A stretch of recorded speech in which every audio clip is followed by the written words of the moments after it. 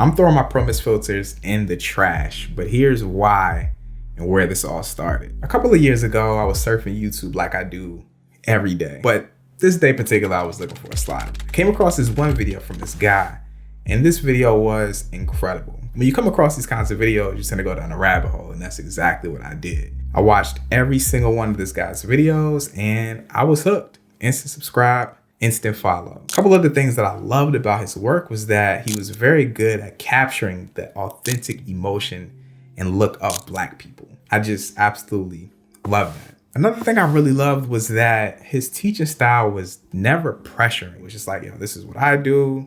If you like it, you can take some stuff from it. If you don't, that's cool too. Do your thing. That was Morgan Cooper. He directed the culture shifting short film You Shoot Videos. This was an incredible short film that shook up the indie filmmaking scene. It was very reminiscent and very relatable to one-man band crews out there who start in the music video scene and they're just trying to do bigger things than that. And he directed the viral Fresh Prince reboot trailer that got millions of views and everybody was talking about it when it came out, but was actually fake at the time. Now, it actually turned into a real thing. He's one of the directors on the brand new show Bel Air. I know you're probably wondering, what the hell does this have to do with Black Promist?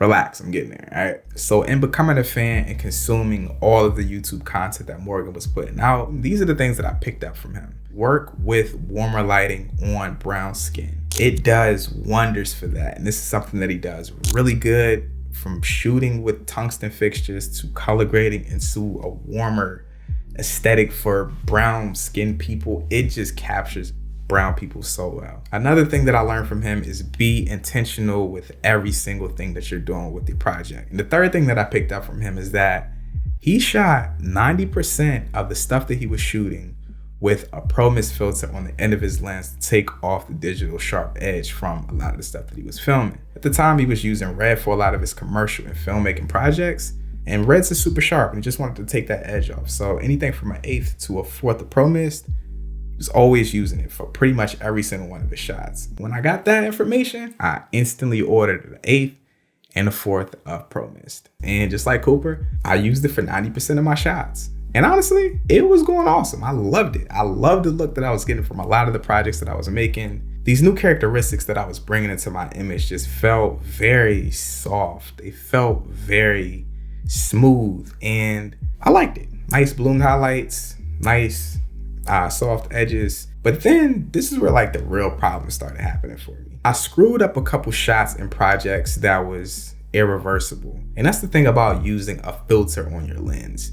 If you shoot it, it's baked in and there's no turning it back. And when I say I ruined these shots, I'm talking about a lot of the characteristics that I was getting from using Pro Mist. One of the biggest being the image just was not tack sharp. It didn't feel super sharp when I shot it. And then the second characteristic of some of the shots that I got was that it was just too ballooned and it's completely baked in. It's nothing you could reverse in post. And then for some of the projects where I wasn't using Pro Mist, which had absolutely no reasoning as to why I was or was not shooting it, I found that I was actually enjoying a lot of the characteristics from these shoots a lot more. Me just actually being able to see what my camera can do and seeing the natural fall off of tones and the looks that are created inside of the sensor of my camera, I was kind of finding myself enjoying these a little bit more. I realized I wasn't being intentional with the use of the Pro Mist. I was just using it for everything. It was completely stuck on the front of my lens. And just using that for everything with absolutely no intention was just a recipe for disaster. You wouldn't use the same song for every video, would you? Of course not. You have to think about mood, emotion, genre. Does this have lyrics? Does this not have lyrics? What's the tempo of the song? Do I even have rights to use this song? You also wouldn't want to search long and hard for the perfect song when you could have tons of category filters and a find similar button, would you? You wouldn't overpay for a song, right? If you had the opportunity to pay $16.60 per month to get unlimited download access to over 22,000 quality songs and 27,000 quality sound effects, you would not go pay $300 to license one song, would you? Nah, that's just stupid. So don't be like me, man. Just like the promise, music is a tool and should be used with 100% intent. Artlist.io is a highly curated, royalty-free music and sound effects platform for anyone who wants to create videos. Use my link down in the description when signing up for an annual subscription. It'll get you an additional 2 months for free with that annual subscription. Definitely will not regret it. Link down in the description. Go check it out. So I'm throwing my promise in the trash. Just kidding. Obviously, I'm not gonna throw my promise in the trash. That's expensive. That wouldn't be smart. But I'm dialing it back. I'm retiring the promise for a little bit, and I'm gonna be a lot more intentional with the use of promise and not use it for 90% of my shots just because Cooper does it and that's his thing. I wanna bring this out as a specialty filter, not the regular filter, not the glass that's been manufactured in my lens, because that's exactly how I was using it. I wanna use this when this is the project for it, when this calls for these characteristics, to have a softer image, to have bloomed out highlights, to have a lifted contrast profile.